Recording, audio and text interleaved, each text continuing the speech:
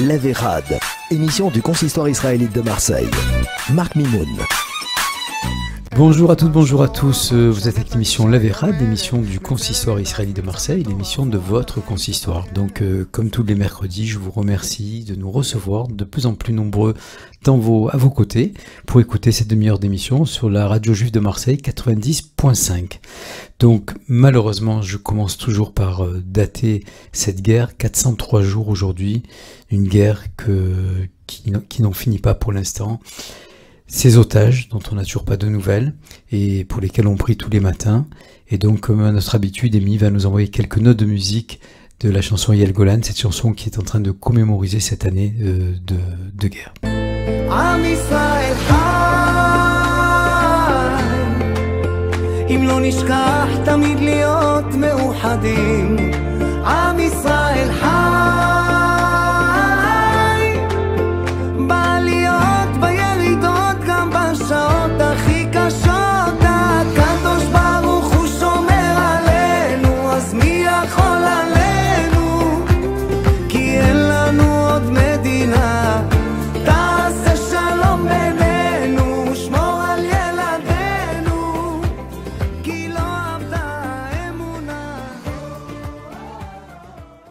Voilà, merci Amy pour le lancement de la musique.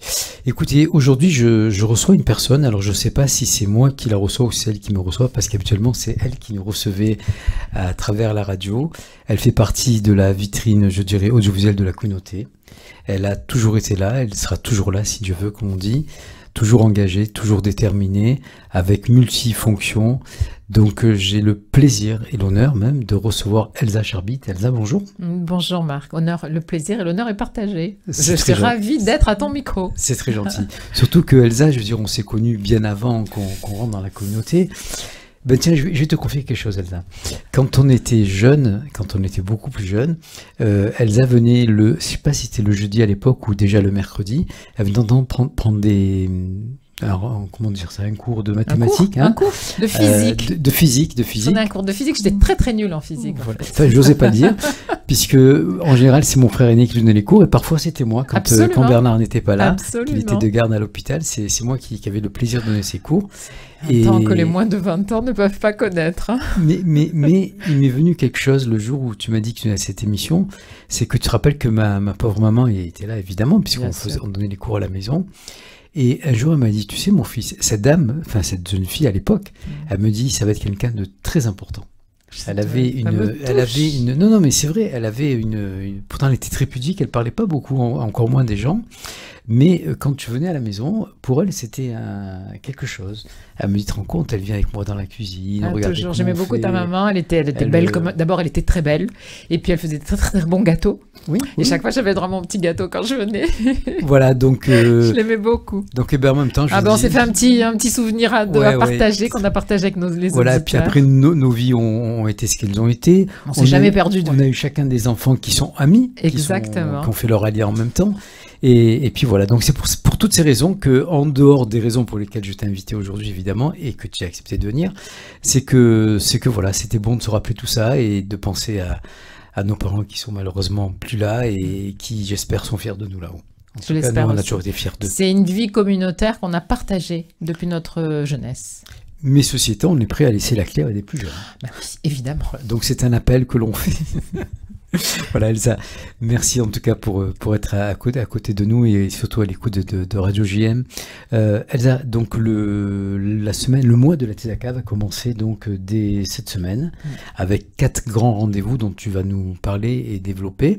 Mais avant tout ça, est-ce qu'on peut dire quand même pourquoi la Tzedaka ? Bien sûr. Comment la Tzedaka et depuis quand la Tzedaka ? Alors la Tzedaka, c'est depuis 1992. Elle avait été créée au départ, on pensait de façon assez temporaire. C'est un peu comme les Restos du Cœur, pour aider les plus démunis d'entre nous, évidemment, parce qu'il faut bien rappeler que tout ce qui est collecté pendant la période de la Tzedaka est collecté pour le social sur notre territoire. C'est véritablement pour faire face aux difficultés de chacun, au handicap, à la pauvreté, aux difficultés de la vie. Et cette période de la Tzedaka a perduré, donc c'est un mois de chaque année, du 15 novembre au 15 décembre, où on essaie donc véritablement de concentrer notre collecte et de redistribuer la totalité de la collecte à l'euro près sur notre territoire. Alors on fait des événements, on a connu des événements divers et variés selon les délégués du FSJU, puisque c'est en cette qualité que je suis invitée aujourd'hui, en tant que délégué régional, mais c'est pas grave, du Fonds social et du Finifié. Et cette année, donc chaque année, on essaie. Pourquoi on essaie d'innover, de faire de nouveaux événements et plusieurs, pour essayer de s'adresser à tous les publics, qu'il y en ait pour toutes les bourses, toutes les possibilités et tous les goûts, que chacun y trouve aussi le plaisir de venir en participant, en faisant des dons, quels qu'ils soient, évidemment. Donc c'est pour ça qu'on fait plusieurs événements que l'on décline pendant ce mois de la Tzedaka. On rappelle quand même que le président cette année sera Laurent Cohen. Alors Laurent Cohen a accepté d'être le président de la campagne de la Tzedaka, puisque évidemment le président du Fonds social juif unifié, c'est Lionel Torah, et on l'embrasse s'il nous écoute. Il devait peut-être passer, mais... en fait, pour tout vous dire, aujourd'hui, on reçoit toutes les écoles primaires qui sont sous contrat avec le recteur de l'académie. Et vous les recevez bien. Et l'inspecteur de l'académie. Et donc, c'était un temps fort d'échange pour eux. Et c'est vrai que du coup, on est un petit peu mobilisés aujourd'hui. Voilà, c'est pour ça que ce n'est que moi aujourd'hui au micro. Et pas Lionel. Mais Lionel, il vient souvent, ça plus rarement. Donc, Elsa, donc, ça va commencer donc, le 15 novembre. On est à 48 heures du démarrage. Alors, il est vrai, Elsa, que cette année, plus que les autres années, la communauté a beaucoup participé, a été, je l'ai trouvé très généreuse dans tous les types d'associations, dans toutes les réunions, au niveau des cérémonies, au niveau des manifestations. Et là encore, je crois qu'il faut vraiment ne pas avoir peur de les solliciter, parce que je crois que chacun d'entre nous avons compris que notre devoir, c'était un devoir finalement passager. Notre vie, elle est passagère. Et si on est là, c'est pour aider le prochain. Et je crois qu'il n'y a rien de plus beau que de savoir que grâce à ce mois de collecte, il va y avoir des gens qu'on ne connaît pas, à qui malheureusement ont des vies qui difficiles, bien sûr, des accidents de la vie. Et savoir que ça peut arriver à tout le monde. Surtout. Absolument, Marc. Mais ce qui est important, c'est de dire aux gens exactement qu'est-ce qu'on fait avec cet argent. Bien évidemment, on a ce qu'on appelle une convention triennale qu'on fait avec le CASIM, où tous les ans, on verse, quoi que l'on collecte, le CASIM est assuré d'avoir, on est autour de 200 000 euros par an, donc cette aide-là, elle est maintenue. Mais il y a tout le reste. Ce qu'est le CASIM, peut-être. Le CASIM, c'est véritablement l'opérateur social ici localement, puisque c'est le CASIM, comme à Paris, c'est le CASIP, donc ici c'est Marseille. Et bien sûr sur tout l'ensemble de la région, il peut intervenir partout, et c'est véritablement eux qui font le travail avec les psychologues, avec l'aide sociale, voilà. Mais pour faire ça, ils ont aussi besoin de nous, parce que, alors bien sûr, ils sont aidés par le département, mais financièrement dans la communauté, c'est nous qui soutenons le CASIM, en aidant, alors bien sûr, on soutient l'épicerie sociale, le 109 et l'action, le travail, mais en plus de ça et de cette convention qu'on signe chaque année avec eux, c'est par eux que nous passons, nous, Fonds social, pour verser ce qu'on appelle les bourses la Talmide, c'est-à-dire les bourses cantines. On distribue 410 bourses cantines qu'on a distribuées en 2024, donc chaque année, ce qui fait un montant de 270 000 euros chaque année. Donc quand je collecte cette année, c'est pour ces bourses la Talmide. C'est aussi pour les bourses vacances et les bourses handicap que nous versons, on verse 50 000 euros, donc c'est important de le rappeler. Mais il y a aussi des opérations qui chaque année sont différentes. On a aidé Beyahad l'année dernière pour l'habitat partagé que vous connaissez certainement. Cette année, on va ouvrir dans l'année un appartement, ce qu'on appelle un appartement de transition, un appartement de répit. Quand une famille se retrouve à la rue, quand une femme battue se retrouve seule avec ses enfants, il faut pouvoir réagir très vite. Et donc, avec la ville de Marseille, nous allons ouvrir cet appartement cette année. Donc, l'argent que vous donnez permettra de payer le loyer, d'équiper l'appartement. Voilà. Et ça sera géré par le Fonds social avec, bien sûr, une habitation de transit, donc temporaire. Donc, voilà les actions pour lesquelles cette année, vous allez donner et nous soutenir. Et ces appartements sont déjà choisis? Alors, il y en a un qui va ouvrir, donc je ne peux pas en dire plus. Pourquoi? Parce que vous savez que pour des raisons de sécurité, on ne peut pas donner l'adresse, mais la ville s'est engagée, donc on fait ça avec la ville de Marseille, et ce sera sous 4 mois, l'appartement sera ouvert, parce qu'il faut véritablement, il y a toujours des petits travaux que l'on va faire, et ces familles donc seront accueillies, donc quand ils nous appelleront, le CASIM, quand ils vous appelleront, vous savez que vous pouvez les orienter vers nous. Cet appartement de répit sert bien sûr à les réinsérer, à leur permettre de reprendre une vie normale au bout de 3 mois. J'imagine que vous avez des psychologues ou des gens qui vont les recevoir d'abord pour faire une étude. Tout ça, c'est le quasiment. Voilà. Et encore une fois, le seul et unique opérateur social de notre territoire, c'est eux. C'est le quasi. Moi, je ne suis ni aide sociale, je ne sais pas conseiller, je ne sais pas psychologiquement soutenir les enfants. Donc, tout ce qui est fait dans les écoles et d'accompagnement, ok, par exemple, dans les écoles, c'est nous qui facilitons les choses et qui prenons en charge la possibilité de ces psychologues d'intervenir dans les écoles. Voilà. Je pense que j'ai été assez concrète pour que les gens comprennent bien ce qu'on fait. C'est clair. Alors, tu dis Marseille. Est-ce que ça veut dire qu'il y a des subventions, des aides qui sont faites par la ville de Marseille? Pourquoi pour Pour l'ensemble du fonds social? Alors, la ville de Marseille quasi soutient le fonds social juif unifié. Alors, quasi, vous leur demanderez, mais moi, le fonds social est soutenu par la ville de Marseille et elle est aussi à travers le prix que nous remettons, le prix Robert Misrahi. Nous sommes partenaires de la ville, comme nous sommes partenaires pour le prix Nakash du département, comme nous sommes partenaires maintenant à partir du mois de mars de la région pour le prix Elikaku. Bon, mais c'est fabuleux tout ça. Ah, mais je le pense. Vous savez, il faut... Peut-être que les gens ne savent pas tout ce qu'on fait, mais parler, c'est très important de communiquer. Mais le plus important, c'est d'agir. Et nous, les choses, nous les faisons. Et quand on me donne la possibilité de les expliquer, je les explique. Alors, non seulement ça, mais je suis content que tu m'aies répondu. Enfin, je connaissais plus ou moins les réponses.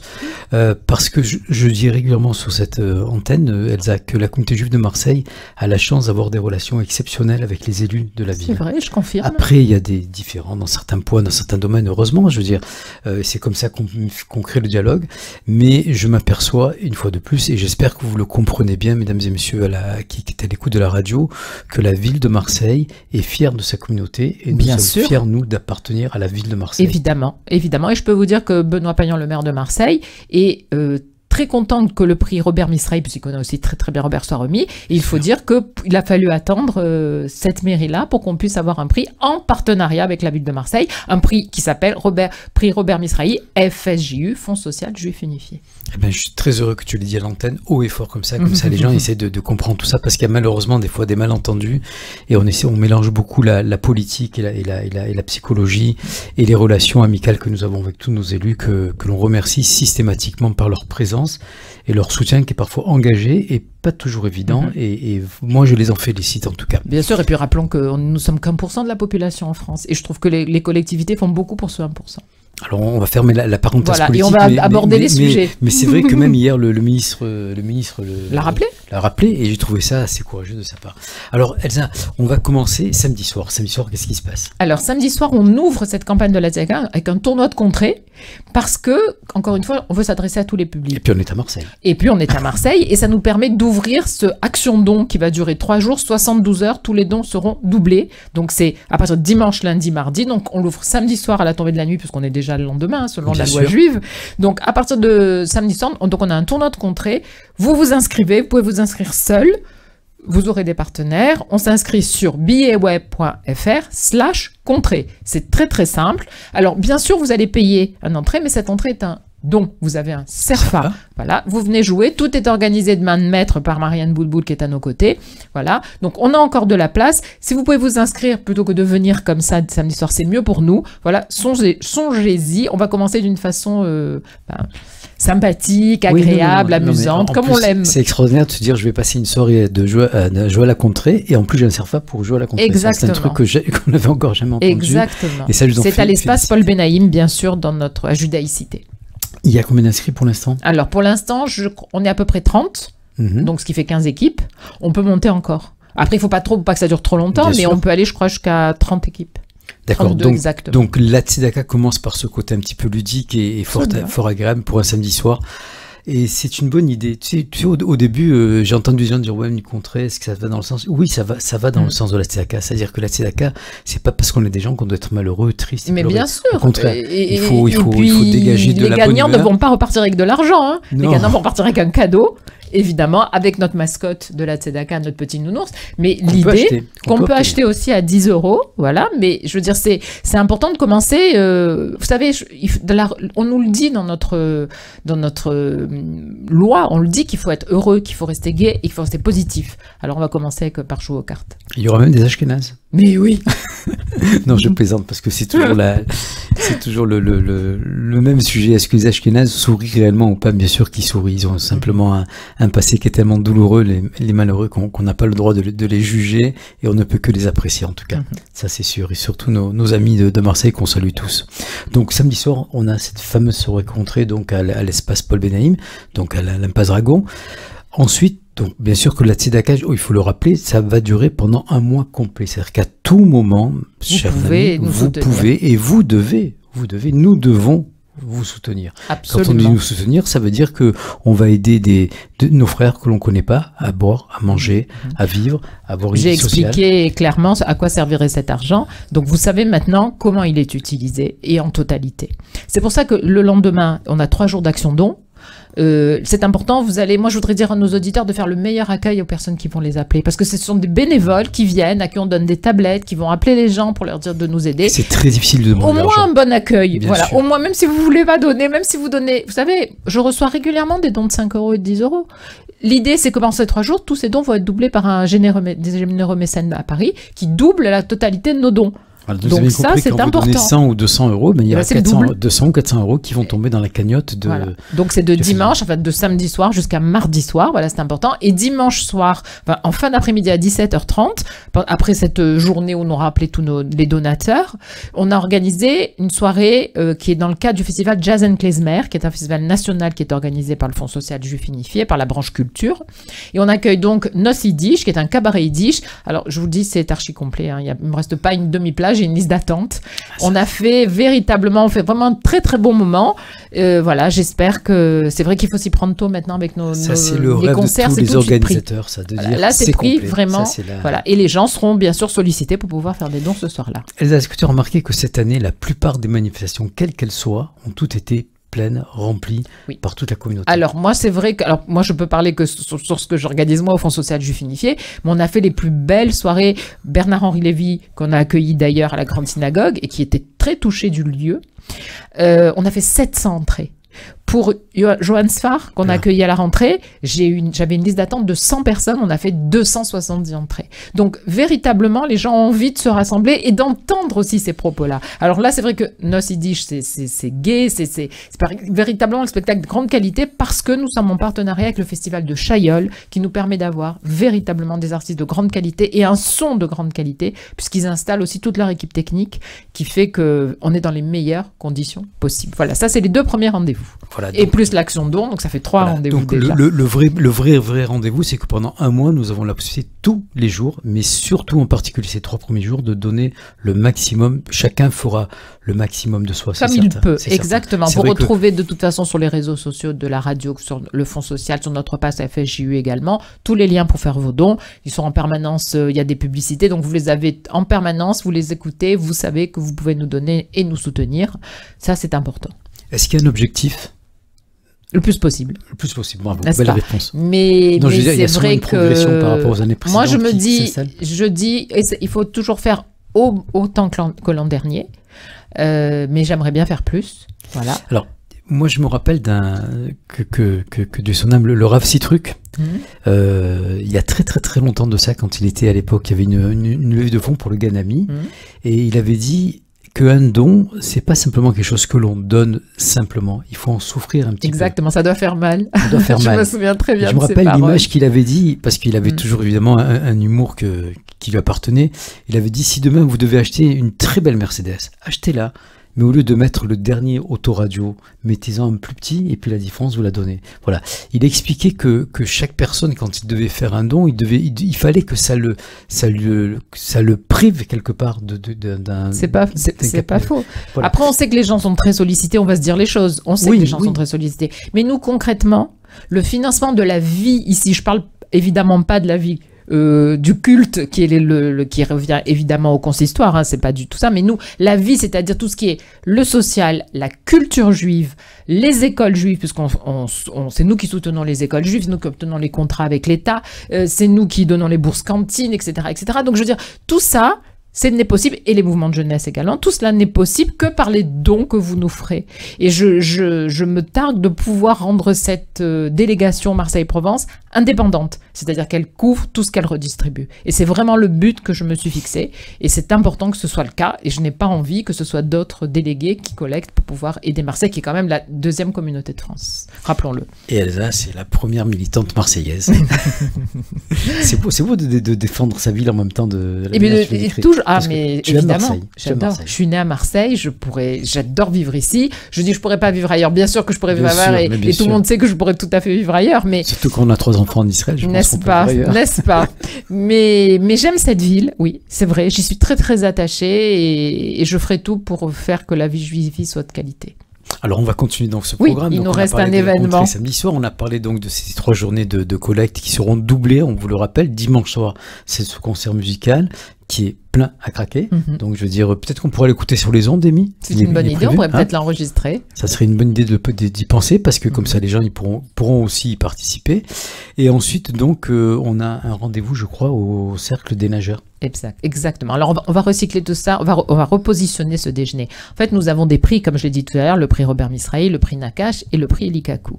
Le prix Alfred Nakache est remis le 21 novembre.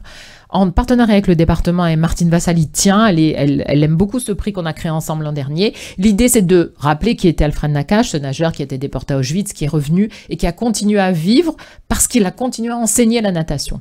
Alfred Nakache a battu un record mondial au Cercle des Nageurs à Marseille. Donc, c'est pour ça qu'on a demandé au Cercle des Nageurs de nous accueillir, et ils le font de très bon cœur, pour pouvoir faire une manifestation qui porte son nom. Donc, on propose, enfin, le département propose aux collèges du territoire de venir nager en relais.